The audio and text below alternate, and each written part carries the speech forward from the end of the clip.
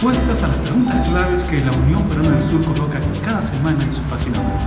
En esta oportunidad, la lección lleva por título La fe del Antiguo Testamento. Vamos entonces rápidamente al desarrollo de las preguntas. La pregunta número 1 dice lo siguiente: Jesús vino y nos compró a un costo inmenso, no de oro ni plata, sino con nuestra propia sangre derramada en la cruz. Vamos a ver qué es lo que dice el día sábado. Hay un párrafo, una declaración que dice lo siguiente: Jesús vino y nos compró a un costo inmenso, no de oro ni plata, sino con su propia sangre. Pertenecemos al Señor por creación y redención. Bueno, la pregunta decía que Jesús nos compró con nuestra sangre y Él nos compró con su sangre, por lo tanto la respuesta es falso. Respuesta falso. Vamos con la pregunta número 2. La pregunta 2 dice lo siguiente: lo que desconcierta a Pablo es que los gálatas no sabían que la salvación estaba fundamentada en la cruz de Cristo. ¿Será que Pablo se hallaba desconcertado porque los gálatas no sabían, no habían entendido plenamente el Evangelio? Bueno, la lección del día domingo contiene una declaración que dice lo siguiente: lo que deja desconcertado a Pablo sobre la apostasía de los gálatas del Evangelio es que ellos sabían que la salvación estaba fundamentada en la cruz de Cristo. Esto resulta sorprendente. Es decir, los gálatas sí sabían que la salvación está fundamentada en Cristo y sin embargo se estaban alejando del mensaje del Evangelio. Y eso es lo que sorprende a Pablo. Por lo tanto, la respuesta es falso. Pregunta número 3.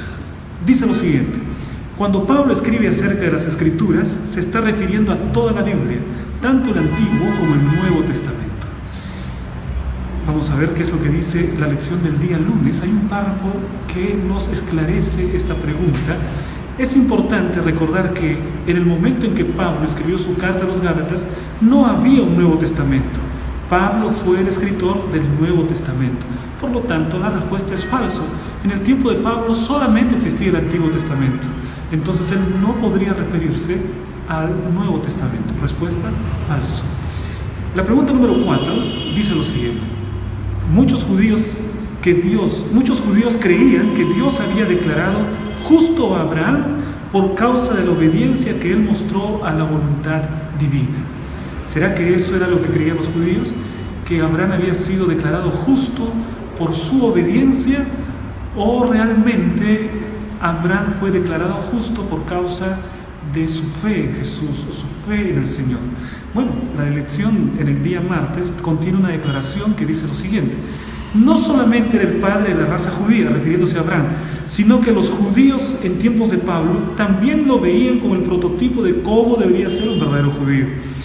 Muchos no solamente creían que su característica distintiva era su obediencia, sino que Dios había declarado justo a Abraham por causa de esa obediencia.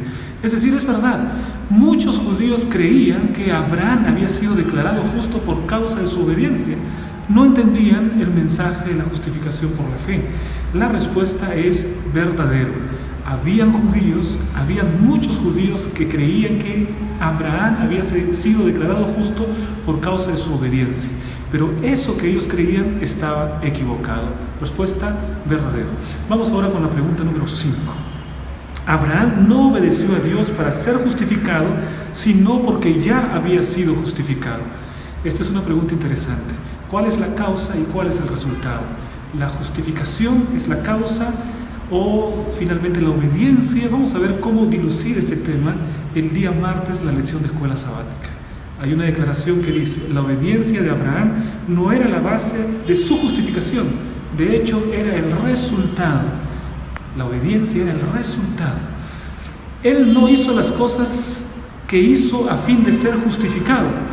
Las hizo porque ya había sido justificado. La justificación lleva a la obediencia y no viceversa.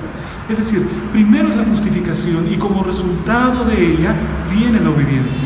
Por lo tanto, la respuesta que encontramos es verdadera. Respuesta: verdadera. Vamos ahora con la pregunta número 6. La pregunta 6 dice lo siguiente: en el pacto de Dios con Abraham, Dios hace todas las promesas, mientras que Abraham no promete nada. ¿Qué les parece a ustedes? ¿Será que ese pacto era un pacto en el que Dios prometía todo y Abraham no prometía nada? Bueno, veamos la respuesta en la lección de escuela sabática.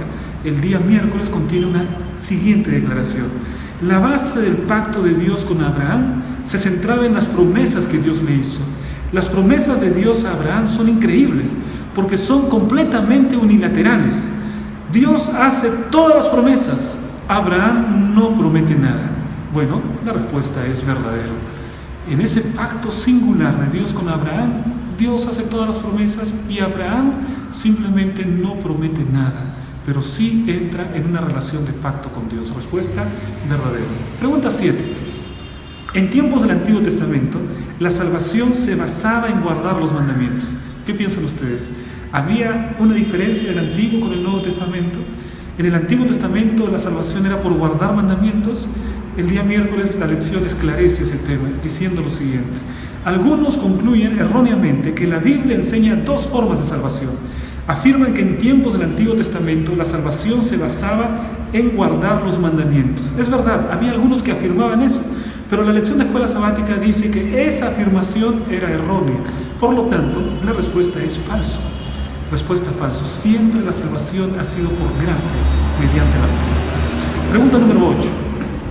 Pablo está contrastando dos alternativas completamente diferentes: la salvación por la fe y la salvación por las obras. ¿Qué les parece a ustedes? Eso es lo que hace el apóstol Pablo, contrasta dos tipos de salvación, dos comprensiones acerca de la salvación. La lección el día jueves contiene una declaración que dice lo siguiente: Pablo está contrastando dos alternativas completamente diferentes: salvación por la fe y por las obras. Son dos alternativas diferentes, antagónicas, contrarias, una excluye la otra, por lo tanto la respuesta es verdadero. Vamos ahora por la pregunta número 9. La palabra redimir se usaba para referirse al pago del rescate, para liberar rehenes o el precio pagado para liberar a un esclavo. ¿Eso era lo que indicaba la palabra redimir? Veamos, queridos amigos, en el día jueves una declaración que nos esclarece este tema. Pablo introduce otra metáfora para explicar lo que Dios ha hecho por nosotros en Cristo. La palabra redimir significa comprar nuevamente. Se usaba para referirse al pago del rescate, para liberar rehenes o el precio pagado para liberar a un esclavo. Por lo tanto, evidentemente la respuesta es verdadera. Vamos a la pregunta final. La ira de Dios contra el pecado, la terrible manifestación de su desagrado por causa de la iniquidad, llenó de consternación el alma de Jesús. Hay una declaración que encontramos el día viernes que nos dice la respuesta a esta pregunta. La culpabilidad de cada descendiente de Adán abrumó su corazón, el corazón de Jesús. La ira de Dios contra el pecado, la terrible manifestación de su desagrado por causa de la iniquidad llenó de consternación el alma de su Hijo, del Señor Jesucristo. Por lo tanto, la respuesta es verdadera.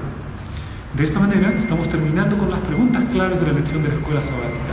Y les invito, les animo para estudiar la lección para la próxima semana y también responder las preguntas de la próxima semana. Que Dios les bendiga.